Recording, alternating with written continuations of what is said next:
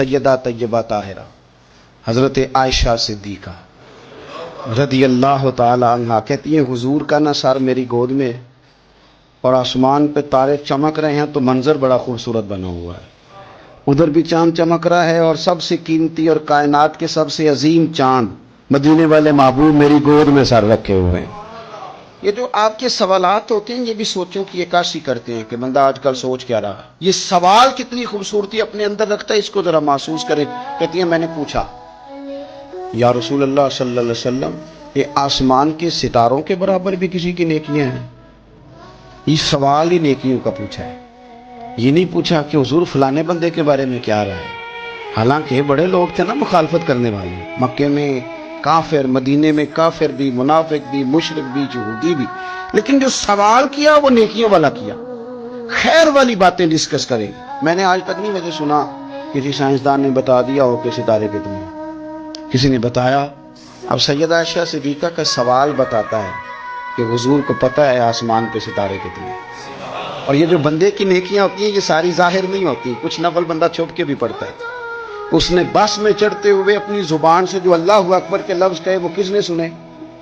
لیکن سیدہ عائشہ صدیقہ کا یہ پوچھنا کہ یا رسول اللہ آسمان کے ستاروں کے برابر کس کی نیکیاں ہیں، حضرت عائشہ کا عقیدہ واضح ہو گیا کہ یہ بھی ان کا عقیدہ ہے کہ حضور کو یہ بھی پتہ ہے کہ آسمان پہ ستارے کتنے ہیں، اور اس بندے کا بھی پتہ ہے جس کی نیکیاں آسمان کے ستاروں کے برابر۔ یہ نظریہ ہے، یہ سوچ ہے، یہ فکر ہے، یہ عقیدہ ہے۔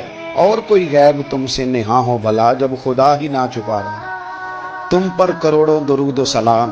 اب سیدہ جو سوال پوچھ رہی تھی نا تو اس کے پیچھے بھی ایک لاجک تھی، ان کا خیال تھا کہ حضور نہ میرے ابا جی کی بات کریں۔ پوچھتی ہے یا رسول اللہ صلی اللہ علیہ وسلم آسمان کے تاروں کے برابر بھی کسی کی نیکیاں ہیں؟ تو کریم بھی تو بڑا جانتے ہیں، حضور کو بھی پتہ ہے نا عائشہ کن کے بارے میں پوچھنا چاہتی ہیں۔ حضور نے مسکرا کے فرمایا ہیں نا نیکیاں؟ تو حضرت عائشہ کہتی ہے میری طبیعت کھل گئی، ابھی ذکر ہوگا میرے والد کا، بات بڑی دور جائے گی اور میں بڑی راضی ہوں گی۔ بیٹی کا تو دل کرتا ہے نا ایک بار کوئی تعریف کرے اس کے والد کی، تو کہتی ہے ایک دفعہ اور کرو، پھر کہو وہ کیا کہہ رہے تھے آپ، بچوں کو بھی بتاؤ۔ یہ ذوق ہوتا ہے نا، بیٹیاں وفادار بڑی ہوتی۔ حضرت عائشہ صدیقہ رضی اللہ تعالیٰ عنہا کہتی میں کھل گئی، یا رسول اللہ واقعی کسی کی نیکیاں آسمان کے ستارے کس کی؟ فوراً ان کا خیال تھا حضور سیدنا صدیق اکبر کا ذکر کریں گے، تو حضور مسکرائے، فرمایا عائشہ آسمان کے ستاروں کے برابر نیکیاں میرے عمر کی ہیں، عمر فاروق کی نیکیاں ہیں آسمان کے ستاروں کے برابر۔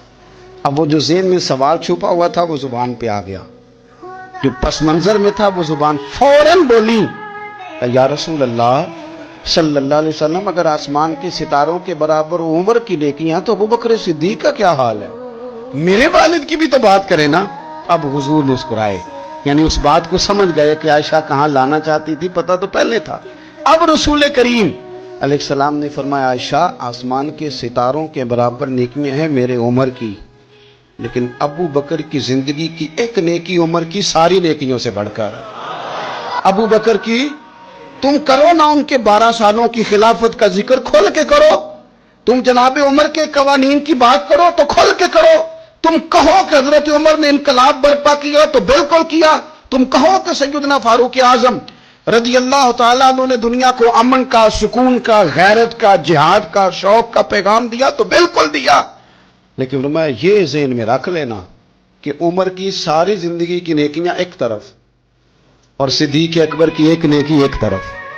ایک نیکی وہ شارحین نے باتیں کی ہیں، وہ کہتے ہیں یہ جو حضور نے نیکی کی بات کی ہے تو یہ غار ثور والی نیکی ہے، غار ثور والی۔ وہ جو 3 دن اور 3 راتیں جناب صدیق اکبر کو موقع ملا نا بٹھا کے اپنے محبوب کو اپنے پہلو میں، جو لوگ کچھ نہیں کرتے وہ بھی کمال ہی کرتے۔